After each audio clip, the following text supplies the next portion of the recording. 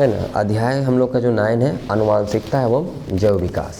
तो ये जो 2 टॉपिक है यहाँ पे कि आनुवांशिकता है और एक है जैव विकास। तो सबसे पहले हम लोग इस वर्ड को समझेंगे, आखिर ये जो आनुवांशिकता है तो किसको बोलेंगे आनुवांशिकता? गुणों या लक्षणों का पीढ़ी दर पीढ़ी हस्तांतरण की क्रिया को आनुवांशिकता कहते हैं। अब ये कहना क्या चाह रहा है, गुण या फिर लक्षण? जैसे माँ बाप में जो गुण जो लक्षण है वो उसके बच्चों में, फिर उसके बच्चों से अगले वाला बच्चों में, यानी पीढ़ी दर पीढ़ी अगर वही गुण या लक्षण अगर ट्रांसफ़र होता रहेगा, हस्तांतरण होता रहेगा, तो इस क्रिया को ही हम लोग क्या कहते हैं? आनुवांशिकता कहते हैं। यहाँ वही चीज़ बताया गया कि गुणों या लक्षणों का पीढ़ी दर पीढ़ी हस्तांतरण की क्रिया को आनुवांशिकता कहते हैं। विज्ञान की वह शाखा जिसमें सजीवों के लक्षणों की आनुवांशिकता या फिर उसके कारण और क्रियाविधि तथा संभावित परिवर्तनों को समझाया जाता है, या जिसके अंदर इस चीज़ को बारे में पढ़ा जाता है, उसी को हम लोग क्या कहते हैं? आनुवांशिकी कहते हैं। याद रखना, आनुवांशिकी जो वर्ड बता रहे हैं ना कि आनुवांशिकी कहेंगे किसको, तो आनुवांशिकी का मतलब हो गया कि देखो विज्ञान में तो बहुत सारा हम लोग जानते हैं टाइप है। फिलहाल ऐसे छोटे मोटे हम लोग जानते हैं 3 गो है, एक रसायन विज्ञान, भौतिक विज्ञान और जीव विज्ञान, यानी केमिस्ट्री, बायो और फिजिक्स। तो इसी तरह विज्ञान की एक शाखा है आनुवांशिकी। तो उस शाखा में हम लोग क्या पढ़ते हैं, किसके बारे में पढ़ते हैं?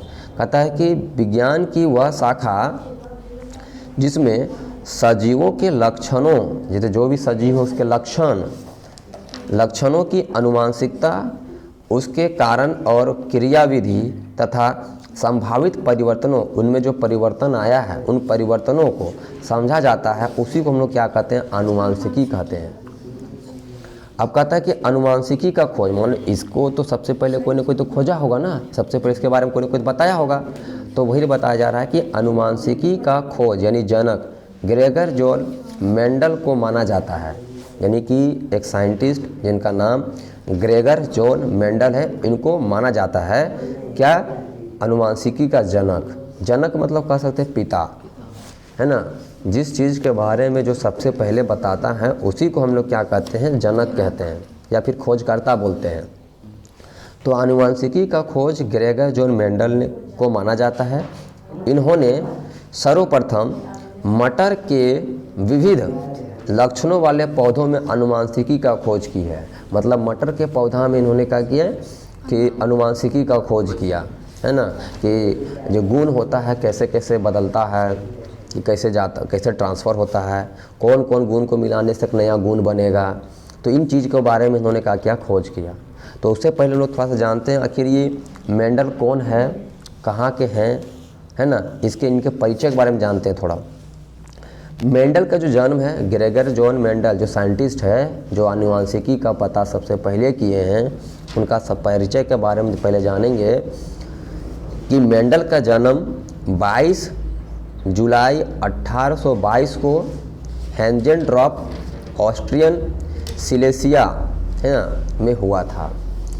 तत्कालिक नाम अभी फ़िलहाल वहाँ का नाम जो है, जो हेंजेनड्रॉप ऑस्ट्रियन जो सिलेसिया है ना, तो जो हेंजेनड्रॉप नाम है वो अभी फ़िलहाल हेयरसिस, है ना, हेयंसिस के नाम से जाना जा रहा है वहाँ फ़िलहाल अभी।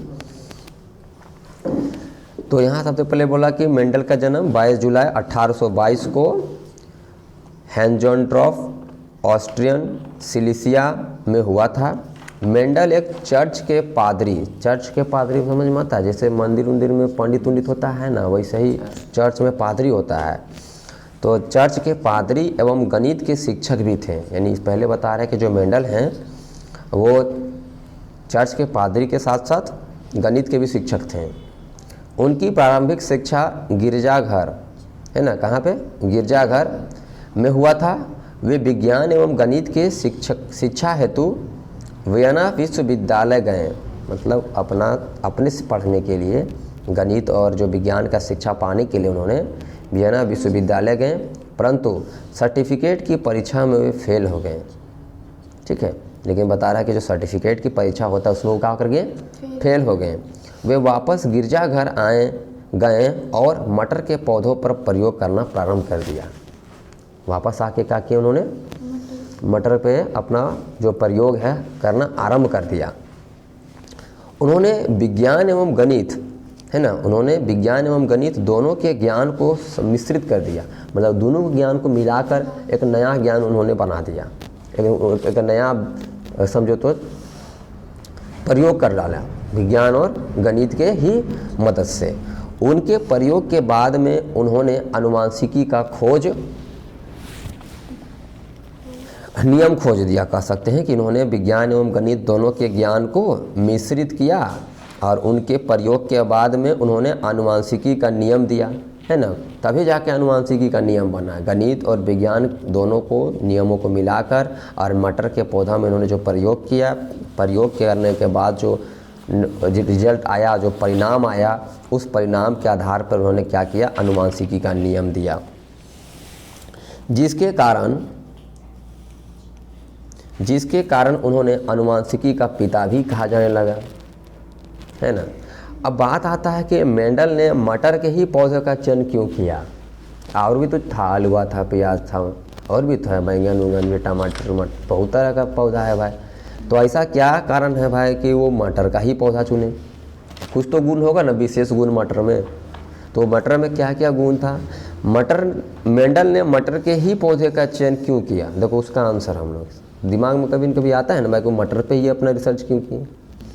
तो जितना मटर में गुण पाया जाता है ना, वो गुण और पौधों में नहीं पाया जाता है। मटर के पौधा में जो गुण पाया जाता है, बाकी के पौधों में वो गुण नहीं पाया जाता है। जैसे सबसे पहले मटर का पौधा वार्षिक होता है, ठीक है। वार्षिक मतलब ये समझो साल में कभी भी इसको उगाया जा सकता है, ये नहीं कि साल भर में एक बार।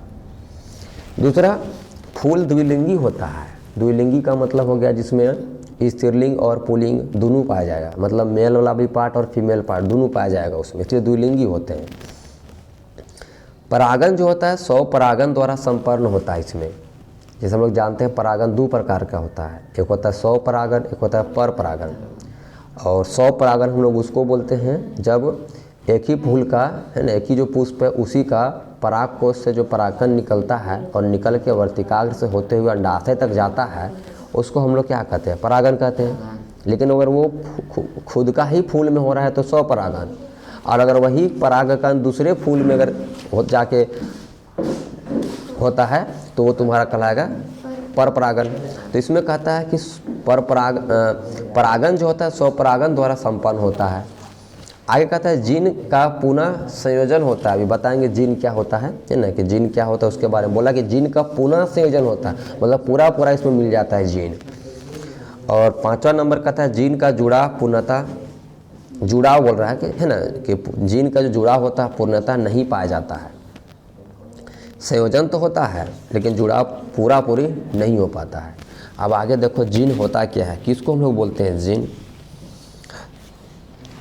तो लक्षणों को हस्तांतरण करने वाली इकाई को जीन कहते हैं। जैसे अभी बोले थे ना कि माँ बाप का जो गुण होता है वह गुण संतानों में जाता है ना, तो जो गुण को ले जाने वाला जो होता है उसी को हम लोग जीन कहते हैं। तो उसका जो छोटा इकाई को, मतलब गुण को तो डीएनए ले जाता है, तो डीएनए का जो छोटा जो इकाई है उसको हम लोग क्या कहते हैं, जीन कहते हैं। और जो जीन शब्द है ना, सबसे पहले जॉन हंसन ने दिया है, साइंटिस्ट का नाम है जॉन हंसन। मतलब जीन जो शब्द है सबसे पहले जॉन हंसन ने दिया, और इसी जीन के द्वारा ही लक्षण प्रकट होते हैं। यह किसी गुणसूत्र में पंक्तिबद्ध पाए जाते हैं।